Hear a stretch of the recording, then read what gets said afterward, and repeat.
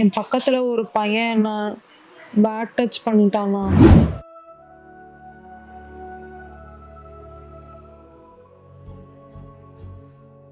சீதா, என்ன வேலை நேரமா இங்க உட்காந்துட்டு இருக்க? ஏய், என்னாச்சு?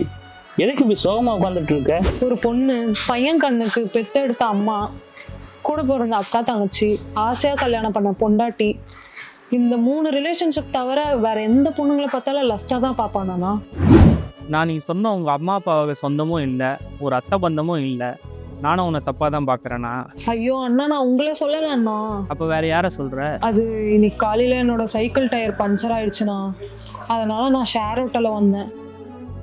வரும்போது என் பக்கத்துல ஒரு பையன் என்ன பேட் டச் பண்ணிட்டானா. எனக்கு ஒரு மாதிரி அசிங்கமா ஆயிடுச்சு. அப்புறம் எனக்கு ஒரு மாதிரி ஆனதுனால நான் அங்க இருந்து சைலண்டா கிளம்பி வந்துட்டேன். எனக்கு என்ன பண்றதுனே தெரியல. அவ்வளவுதானே, ப்ராப்ளம் சால்வ்டு. இப்ப போய் வேலையை பார். என்னன்னா நீங்களே இப்படி சொல்றீங்க?